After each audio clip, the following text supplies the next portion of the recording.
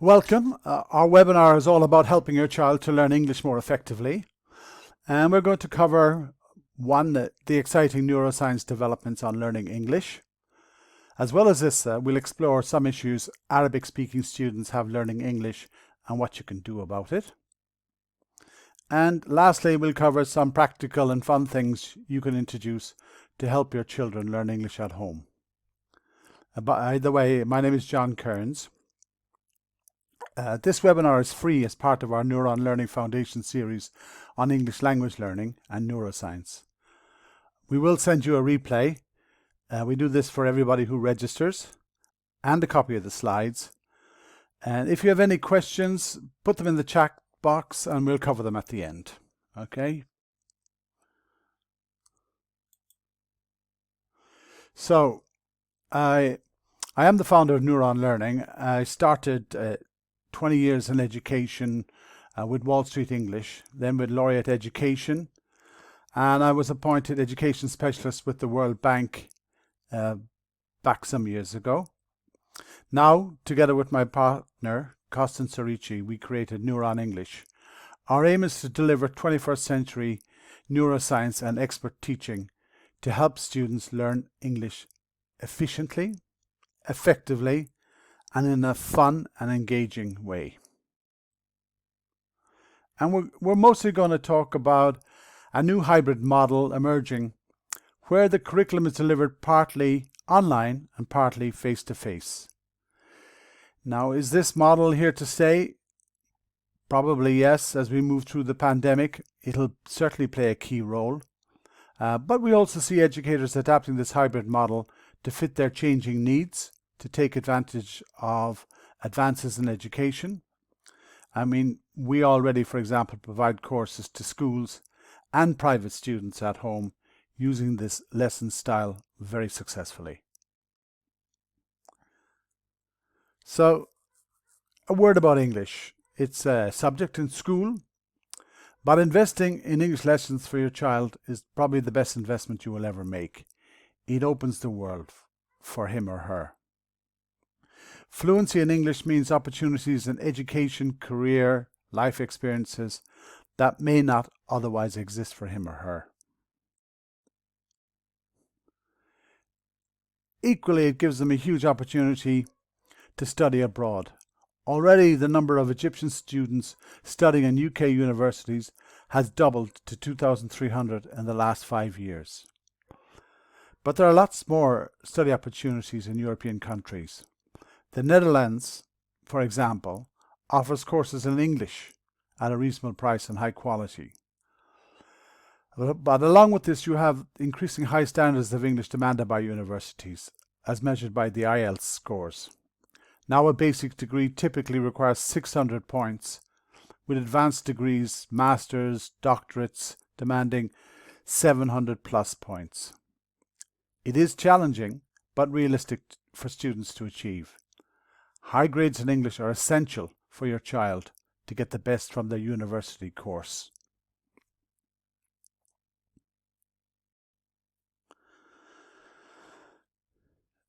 More opportunities open a business. Cairo is rated as one of the world's best startup hubs, and proficiency in English accelerates development and growth.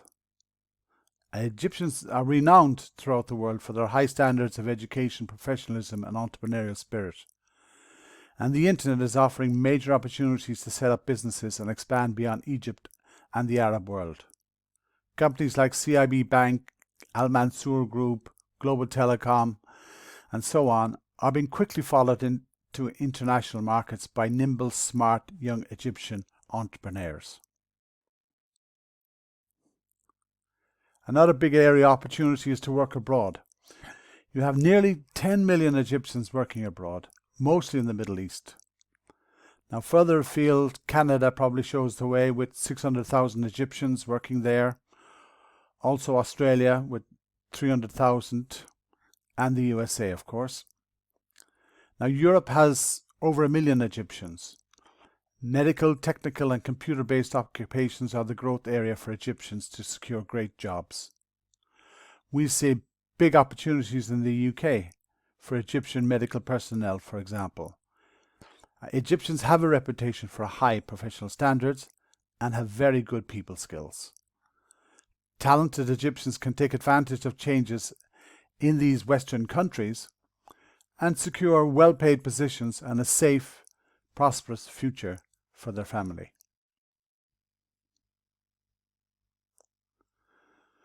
Travel is an opportunity. It opens the mind. Good English allows your children to get the most of those thrilling trips abroad. All work, no play makes Jack a dull boy. And travel is infinitely enhanced by the ability to communicate with people in the country you are in. English is not a luxury here. In most countries, English can be used to communicate with the majority of people.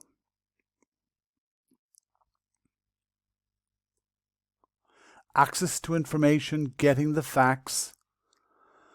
The internet, for rightly or wrongly, provides that.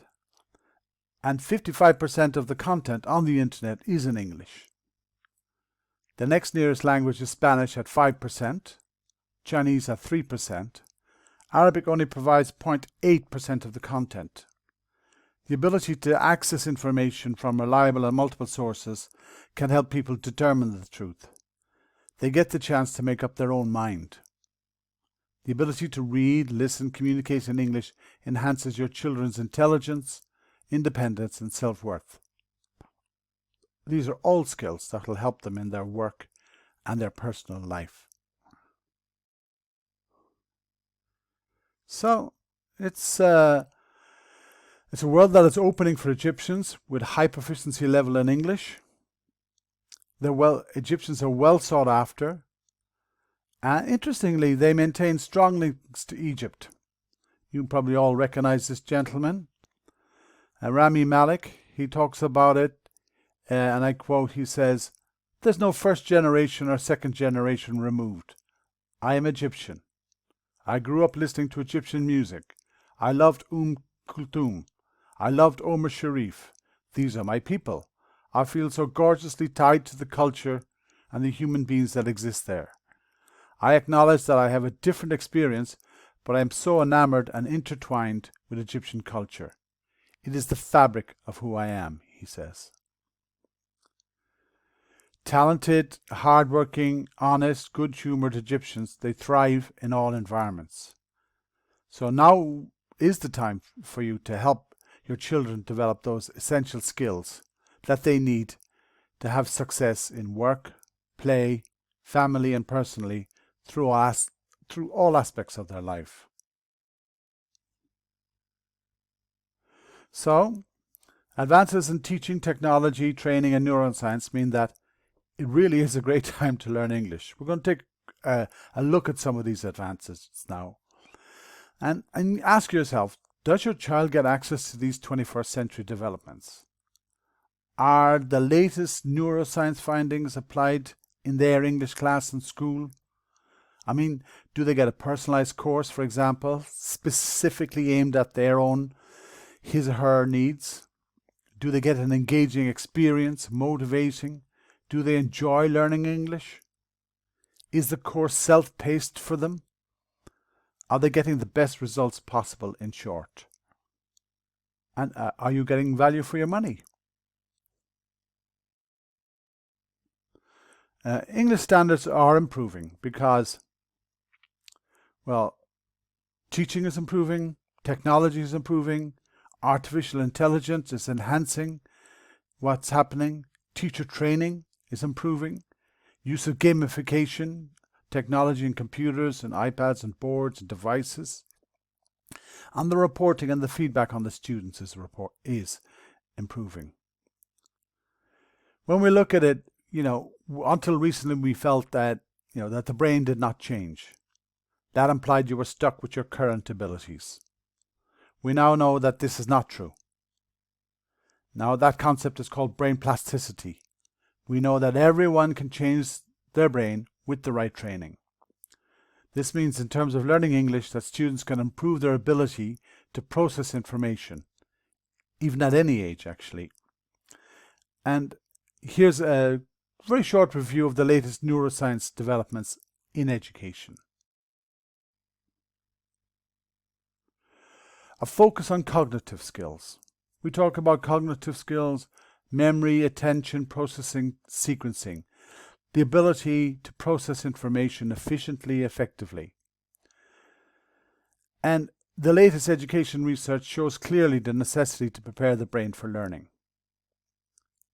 First of all, students build accuracy in processing English, then speed. So, with the fundamentals right, students can more rapidly learn English and become fluent. They get a secure cognitive foundation. It's a key start to strengthen their processing and other related cognitive skills, to make fluency, decoding, comprehension possible. We call them reading maps, memory, attention, processing, and sequencing, alongside executive function skills. And neuroscience shows us how to develop these key skills. It's a very important area. It's revolutionary. It's changing students' ability to learn. And we could devote a whole webinar to cognitive skills. They're the accelerators to learning English and learning in general, and the surest path to English accuracy and fluency. And it takes real talent to excel in football as well as English. Some of you might recognize this footballer, destined for greatness if he hasn't already achieved it, and about to reach the pinnacle of maybe one of his career goals with Liverpool this year. Mo Salah. And like a footballer, the most effective way to learn, it's a mix of stimulation and habit, or practice, practice, practice. The frequency and intensity of what he does and what a reader does, what a learner does, adapting it to their own levels of capability, simultaneously developing cognitive skills with language skills and motivation, timely motivation. And the best language exercises offer one-on-one adaptive training with a high level of intensity and depth of instruction. The lessons need to be at the right level, though. Not too easy, not too hard. And there needs to be a mix of novelty and practice. Practice makes perfect, novelty maintains interest. Motivation is key. Feedback, incentives, rewards, mentoring, etc.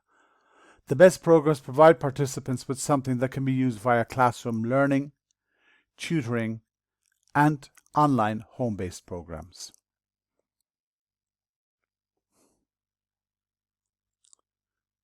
There are so many factors to talk about in English language learning and neuroscience.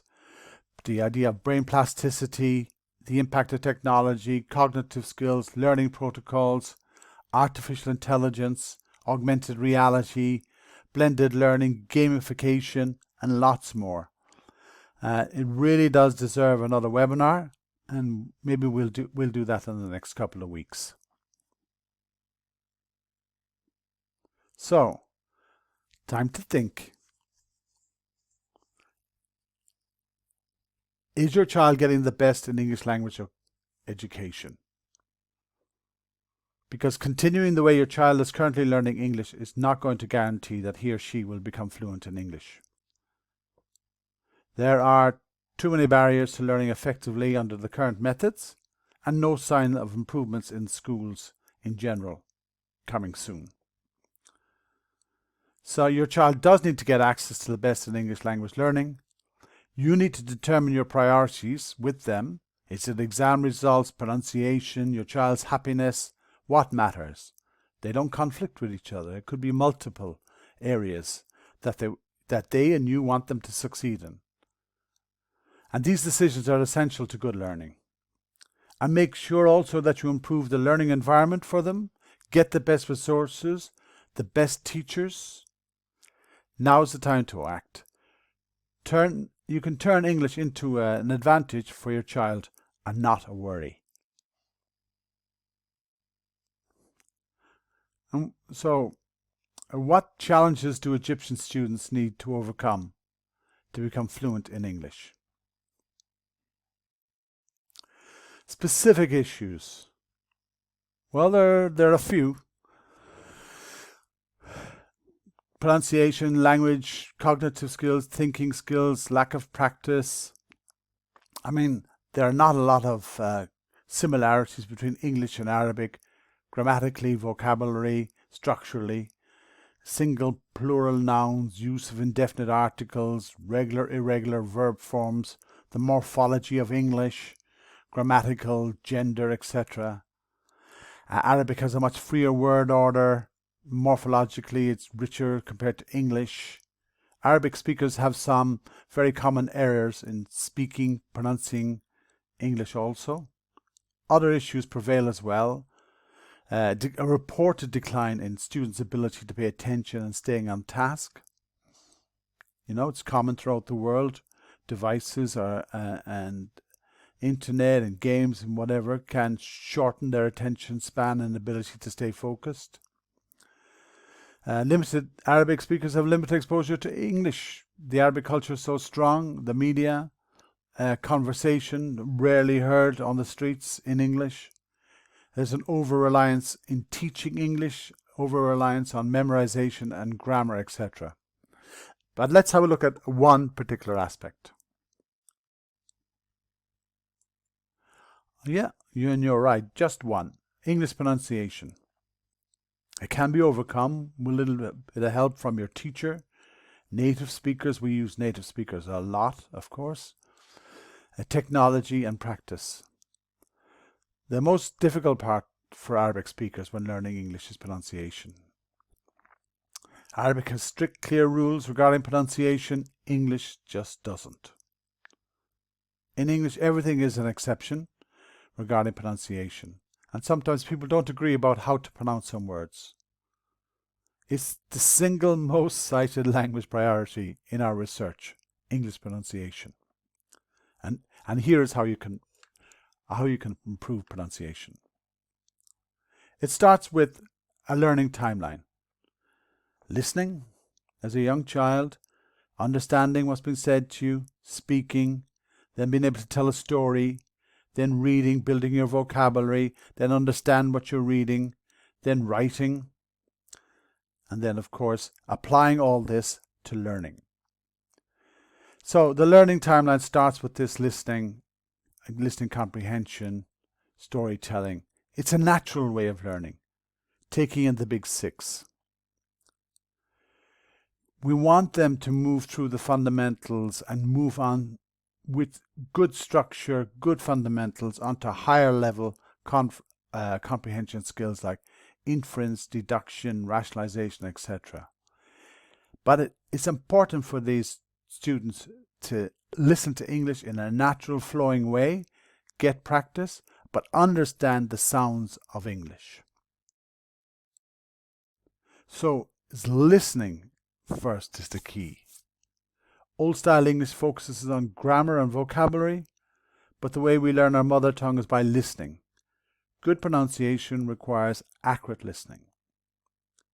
And students need exposure to English listening activities at the right level and speed, after accuracy, with feedback to help them along, with structure as it builds up, right at their pace. Evidence of effectiveness is hard to get for listening skills. Technology helps. If you're focusing on assessment and testing, it doesn't give you that level of information. You need immediate feedback, and the student needs immediate feedback to keep a constant track of how your child is doing. It needs to be done virtually automatically. Because to speak English is one thing, but to listen is another skill. It's often more difficult. You can parrot out certain English phrases, but can you understand native speakers as they're talking? Because if you don't understand what has been said to you, how can you understand, respond, and answer properly? You have to understand the nuances of what's been said. You have to take it in accurately, and you have to take it in at the level of natural English that speakers are saying. They're not always going to slow down for you. So our children need a high level of listening accuracy and speed in listening to be able to communicate fully, and that accuracy in listening helps them replicate the sounds of English when they're talking and pronouncing. So focusing on sounds is very important. As I said, school English in most Arabic-speaking countries focuses on reading, grammar, vocabulary, rather than speaking and listening. But students need the building blocks of English. They need to be able to avoid for example, the Pepsi trap, where the P sound doesn't exist in Arabic. You're going to find this. Some sounds exist in English that don't exist in Arabic, and vice versa. And they need to be able to deal with rapid sounds. In English, we drop sounds, slender consonants at the start and the end of words. We abbreviate sounds, and speakers need to take this into account. Listeners need to take this into account. And to speak naturally, you need to be able to mimic this type of speaking. So, getting in the fundamentals of language is an area where your child needs expert guidance. Native teachers, teaching technology, and practice make all the difference.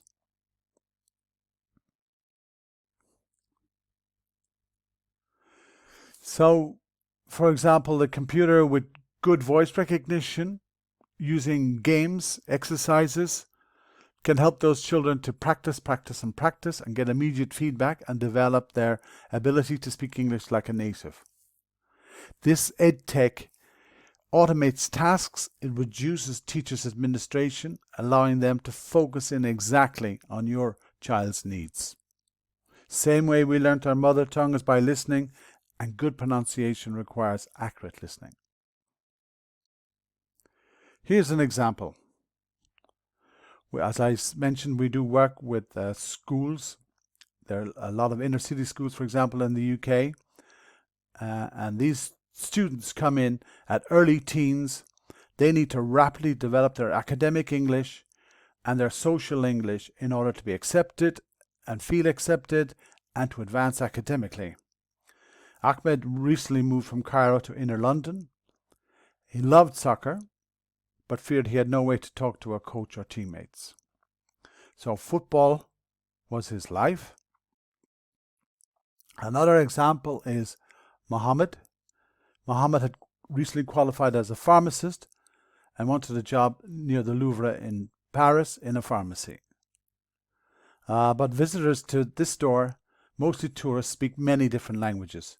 So for him, making anything above simple transaction a challenge. So Ahmed had a communications barrier, feeling lonely, and it also hurt Mohammed's career prospects. Mohammed decided to improve his English beyond Google Translate. He went to a teacher, perfected the foundational skills that ensured he could rapidly master English, converse fluently with all nationalities in English. Intensive course adapted to his needs, focusing on his identified priorities and working with his teacher specifically to overcome those and get accuracy and fluency. Ahmed didn't have great English. His coaches didn't know Arabic, so they also got to school and invited him for intensive English classes. The teacher focused on his specific needs. Within 3 months, he could communicate clearly with his new friends. Ahmed hopefully will be a star. He scored 30 goals in 21 games for his local team. He's now been scouted by several professional clubs in the Premier League, and he's a favourite of one of the other boys on his team. So, neuroscience transforms learning. I mean, we know what it takes to master English. The difference is now we know what it takes to be a great learner. The development of these cognitive skills with great teachers is a winning combination. I mean, we have success rates, 100% success in Cambridge exams, over 90% of students getting merit and distinction. Structured courses, fun and engaging computer games to engage, motivate the students. We have even students that can get the baccalaureate at the age of 12. I mean, we reduce the burden of learning English in secondary school for these students.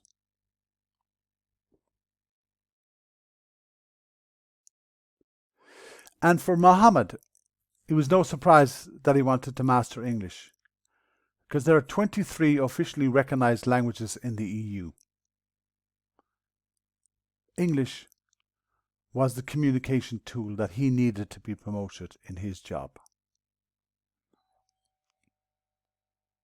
Now, reasons to speak English fluently, as if I need to remind you, there's more than 2 billion English speakers around the world.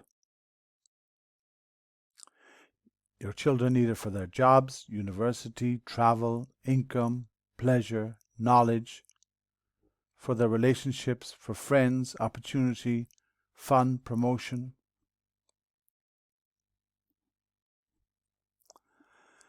And it should be your number one priority. Getting the right course for your child could be the most important education decision that you make. Focus when you're deciding on this course. Do they build strong foundations? Will my child get the right practice? Do they get the right feedback from the teacher? From a good teacher. It doesn't always need to be a native teacher, but there should be access to native speakers. And blend that learning approach. I mean, there's so many factors to talk about. Phonological awareness, phonics, decoding, word recognition, vocabulary, background knowledge to put everything in context culturally, conventions and language structure. All of this interwoven with cognitive skills. Focused attention, processing, memory, sequencing, verbal reasoning, executive function. It's like threads that become twine, that becomes a rope, that becomes so strong for these children. It starts off from small beginnings, paced at their level, with good guidance and good teaching.